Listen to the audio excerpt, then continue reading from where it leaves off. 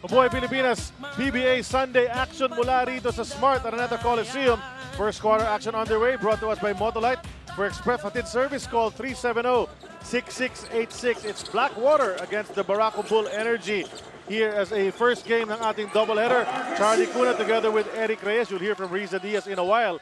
And to start this ball game, Barako gets the first 2 points. This is a matchup, Eric, of a team, of two teams actually trying to rise up from futility in the past. But at least Barako has won its first game in this Governor's Cup. Itong Blackwater naman losing badly in its first two outings.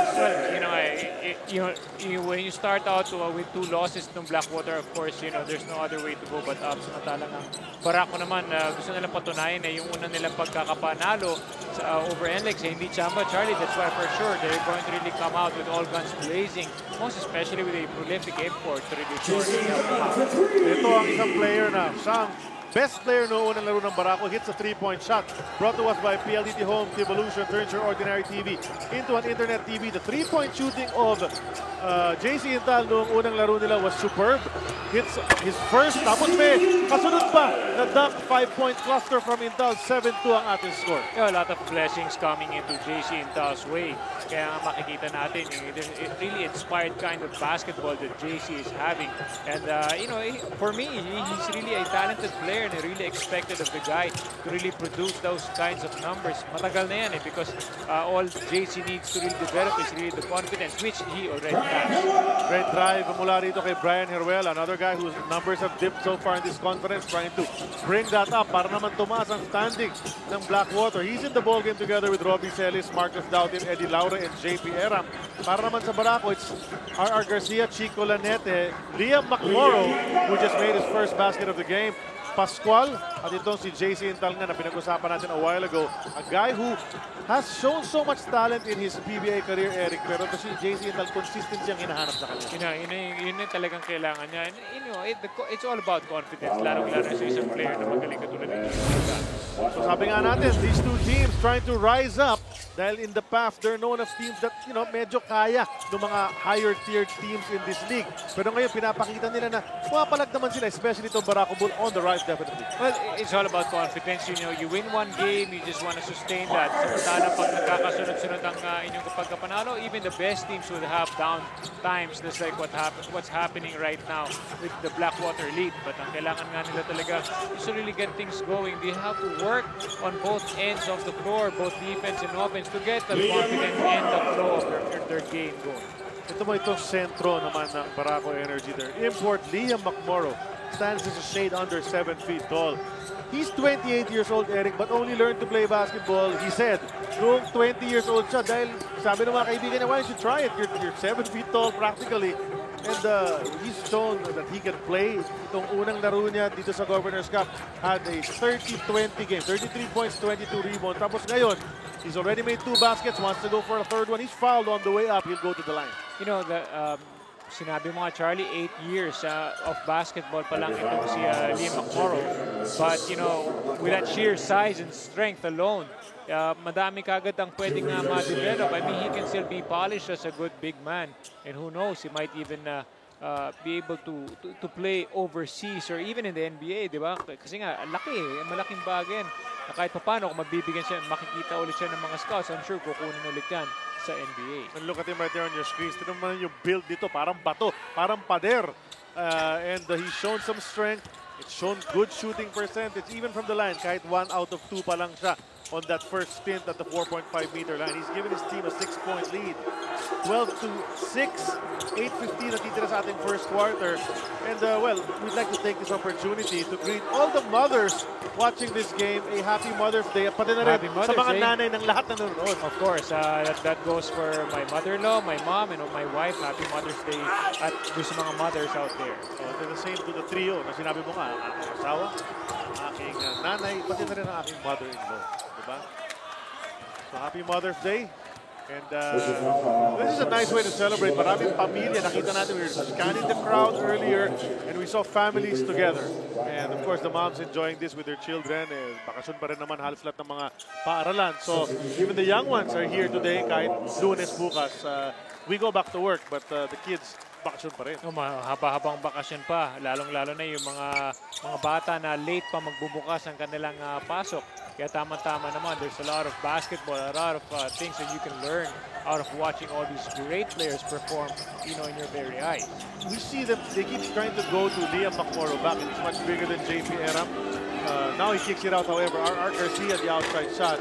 In and out, Marcus Doughtit, another rebound. And Marcus Doughtit, we have to talk about Marcus Doughtit when we talk about the Blackwater Elite. He runs back on defense kasi si Intal uma-atake na. Takes it straight to Marcus Doughtit. Jeff, nakuha ni JC Intal. Ang lefty layup, that's already 7 points for Intal. Kitang-kita naman, even in college in Ateneo, I remember JC, dunking is, he could just get up easily and dunk that basketball. That's why that athleticism will really serve him well throughout his pro career. And makikita mo, all he needs to do is really polish up, keep on working, and eventually the consistency will just flow in. At saka yung confidence level nga niya, obviously, at a very high level right now pagkatapos ng kanyang unang stint. So he's not hesitating on his shots right there. He releases from 3. He back-rimmed that, pero open na open yun.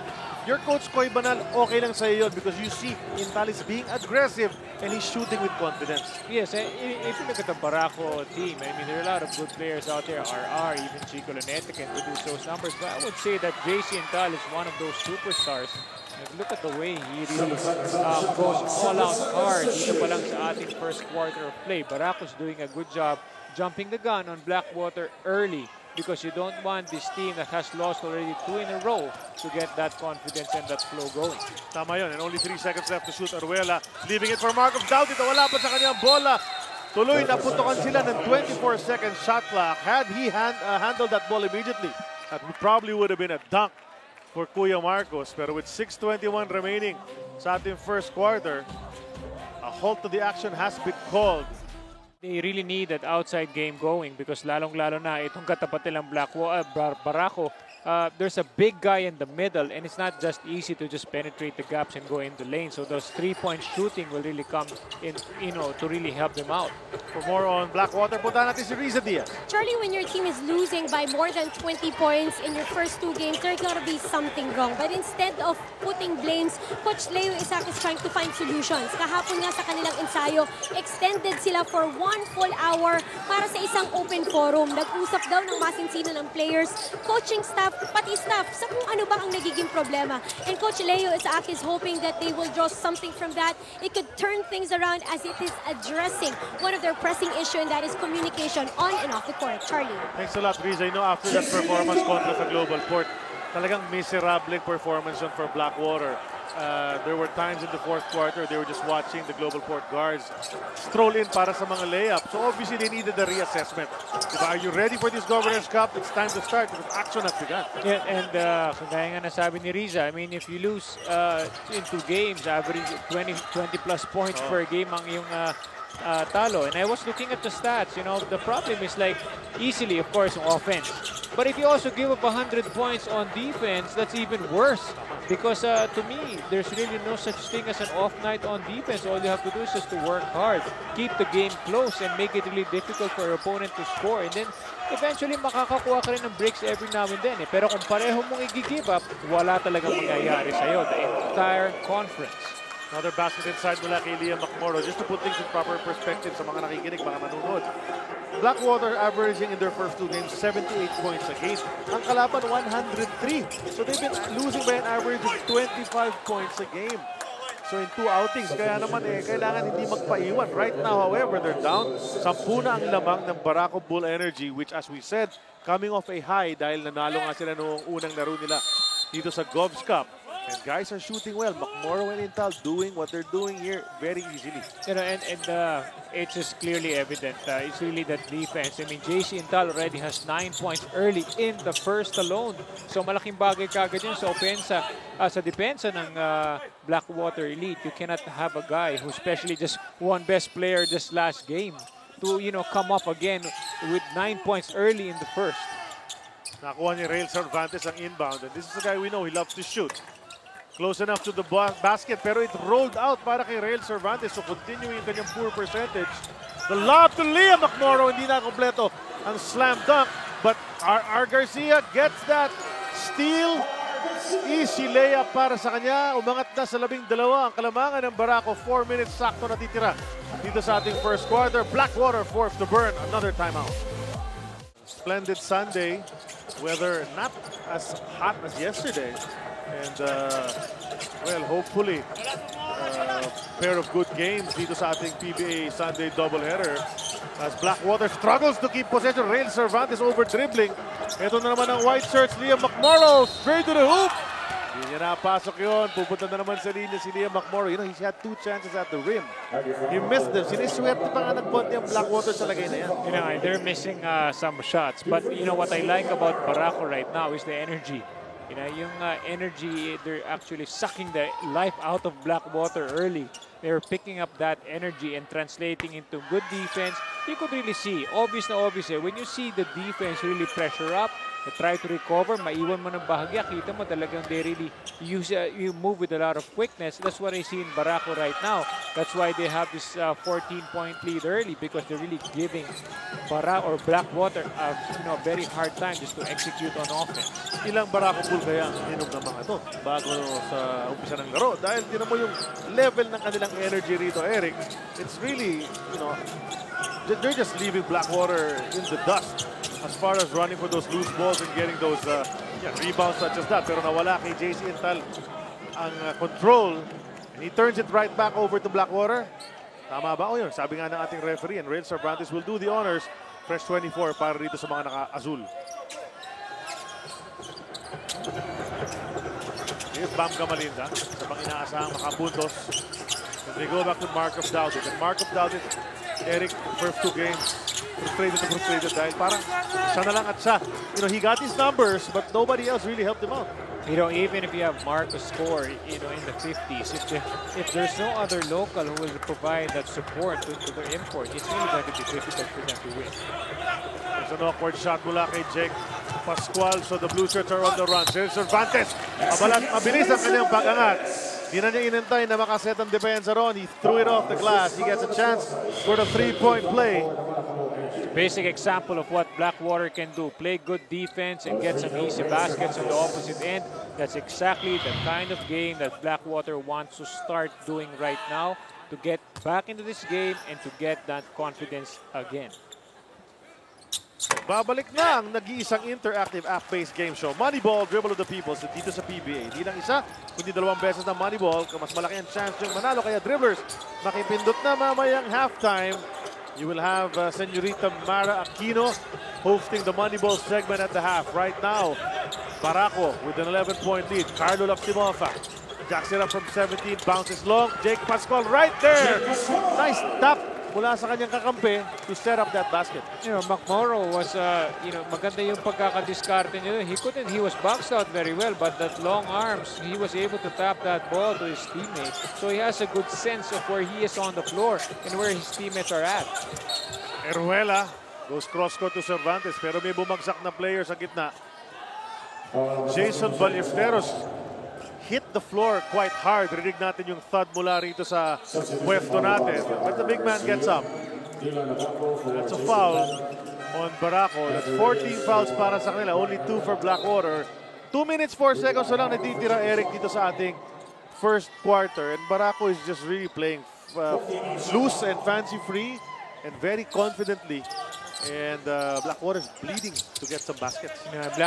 Barako is really take advantage of that early lead. Pero kita mo sa kanila, they're really working very hard because you really want to get the jump and you also want to get the good size lead early. What a nice pass mula kay Ubaldo to Meyerhofer. However, decided not to take it. Another tap palabas itong si Liam McMorrow to keep it alive. And Rico Meyerhofer, ang balik Barako na player coming from San Miguel Beer, gets that baseline shot. You know, Rico will really be able to use, you know, those long arms to advantage both defense and offense. And he's really known for that. Even in his college days in De La Salle, he had a good perimeter jumper, something that he can make use of in the PBA. Malindas jumper short dyan sa rebound play. Agawan, tapik palabas. Blackwater have to come back down on defense, and you can see, you know, yung body language. We're looking at Kuya Marcos. Eksakto, yun yung tinitingnan ko from here. They showed him on your screens. Parang ano na siya eh, you know, the frustration has settled in early. Kasi the past 2 games, mga second half na siya nagre-react ng ganyan. But right now, we're only in the first quarter, and you can see that he's already annoyed at what's going on. He gets that rebound. Really just basically pleading with his teammates to help him out. The locals would really have to take advantage of every minute that they have on the floor. This is the best time for them to show what they have because nabibigyan sila ng minuto ni Coach Leo. Good foul mula kay Rafi Reyes because Carlo Lastimosa nakita ng trailing si Liam McMorrow. That would have been a big jam on the fast break. Pero mangyayari naman ngayon, they're gonna give you 2 shots? Side court inbound dapat yun, di ba? Well, they're going to bring it inbound from the side. Carlo Lastimosa was not going for the shot. Charlie, you also have to look into the attitude of the players of Blackwater. Nagkakaroon ba ng sisihan, di ba? You could really see the body language right now because you just have to stay positive at all times and just work hard. And this is the thing about that play. Carlo Lastimosa was wondering bakit hindi siya binigyan ng 2 free throws. Sabi ng referee, hindi ka pa active shooting. Ito, 3 na lang ang kukunin ko. He gets a 2, chance for a bonus free throw para sa kanya. So napaganda ba para rito kay Carlo Lastimosa. The biggest mistake on the defense is he followed that down screen. Ang problema, Carlo read that defense excellently because he curled going to the basket. It was wide open. It's an 18-point lead. 29-11. We talk about yung depensa, Eric. Binanggit mo yung kanina, Blackwater. If your shots aren't falling, you have to work hard on defense. 29 points already para sa Barako with still 33 seconds to go. They might hit the 30-point mark. That would mean that they're on the way to 120 points dito sa ating laro. Ganun naman ang pagmumulan. Marcos really trying to stuff that in. He just wants to prove a point right now that he's not going to give up. He's going to keep on working and is going to influence all the young players of his team to really play, just as hard as they can and not really looking at the score anymore. This guy has a lot of pride. Ito si Markov Daudit. Alam naman natin yan. He has battled for our nation many times. Here as an import, however, kahit naturalized na siya, kasi bawal naman ang naturalized maglaro dito sa PBA. But, he wants results. He wants to win. He's not just going through the motions. We've seen that nung first 2 games nila, just by the numbers he's put up. Missing the free throws, however, rare offensive rebound nakuha ni Rail Cervantes. And Marcos himself loses it ngayon sa dribble. Lastimosa nagmamadali. Gets the basket, chance for another 3-point play.